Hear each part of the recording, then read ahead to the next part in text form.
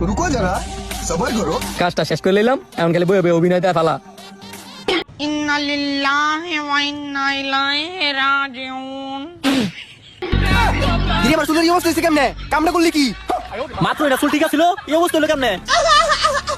চুলের এই অবস্থা হইলো কেমনে? হ্যাঁ ইমন একটা বাপ ধরতাছস, জুমরাস মানে তোড়া করে মারিত পড়ছস। স্যার আমি তো সত্যি জানি না এমন হয়েছে কেমনে। আমি তো মাত্রই অসময় তাইলাম। এ বেড়া তুই যে অসময় গেতা হস, তাইলে আমার মাথায় চুলি বাড়াইছে কেডায়? তোর বাপে না আমার বাপে? স্যার বাপ লইয়া কথা কইবেন না, আমি এটা করছি না। আপনি অত আমার উপরে দোষ দিলে হইব? তুই কেসটা না করলে তাহলে করছে কেডায়? তুই তো এনে আসলি নাকি অন্য কেউ আসলো, নাকি আমার মাথার চুল আমি নিজে বাড়াইছি? আপনার চুল আপনি নিজে কাটবেন কেন? আমি তো এখানে আর কারো দেখি নাই। আজকে তো এমনিতে আমাদের স্টাফও কম, আর এমন কেউ নাই যে আমার সাথে সত্যতামি করে আপনি চুলটা কেটে দিয়ে যাবো গা। আমি এত কথা শুনতে চাই না। এই ছিল আমার মাথা চুলের এই অবস্থা হইছে নি, আমি তো মালিকের কাছে বিচার দিমু। আমি শুধু তোর মালিকের কাছে না, এই এলাকার সবার কাছে কমু এই ছিল মধ্যে দুর্নীতি হয়, যেমন তুই আমার সাথে করছস। এই যে তুই আমার মাথার চুলের এই অবস্থাটা করলি, সামনে ঈদ আবার যখন গার্লফ্রেন্ডের লগে ঘুরতাম, এই মুখটা কেমনে যামু? যদি আমার গার্লফ্রেন্ড আমার সাইরা যায় রে, তাইলে দেখবি ছিল দিন পুলিশ লইমু। প্লিজ স্যার আমরা থানা পুলিশ করেন না। আমার মালিকে যদি আমার এই সব দেখে তাহলে আমার চাকরিতে লাথি মারা বার করে দিব। আপনি আমার কোন কি করতে হইব, আপনি আমার যা যা কইবেন আমি তাই করমু। তুই কি আর করতে পারবি? তোর যদি অনেক কই আমার সব দিছিলে একটা একটা করে জোড়া লাগাই দিতি, জোড়া লাগাই দিতে পারবি? কোন চমতে দেখতেছি আপনারা দুজন তর্কাতর্কি করতেছেন, সমস্যা কি? আর ভাই চুলের এই অবস্থা কেমনে? আপনি এতক্ষণ ধরে বই রয়েছেন, আপনি কি কিছুই দেখেন না? এই সারা চুল কাটা কাটছে। আমি দেখমু কেমনে? আমি তো বই বই মোবাইল দিতেছিলাম। ভাই আপনি দেখেন আর না দেখেন, স্যার একটু বুঝাই কর না, যাতে এই বিষয়টা বাড়াবাড়ি না করে।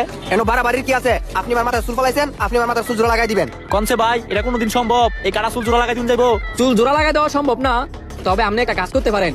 বাইরের চুল যেহেতু শুরু করে লেছেন, সবগুলা চুল শুরু করে সুন্দর একটা কাটিং দিয়ে দেন, আর বাইরে একটা আলগা চুল কিনে দেন। আরে আমি আপনি এটা কি কোন? আমি আলগা চুল কি করবো? আল্লাহ তোমার মাথার মধ্যে চুল দিছে ওই চুলের যেহেতু অবস্থা হয়ে গেছে গা, আবার সামনে হইছে ঈদ, আপাতত আপনি আলগা চুল লাগাই রাখেন, চুল যখন বড় হইব তখন আলগা চুল খোয়া রেখে দিয়েন। আলগা চুল লাগামু ঠিক আছে, এই আলগা চুলের টেক আপনি দিবেন?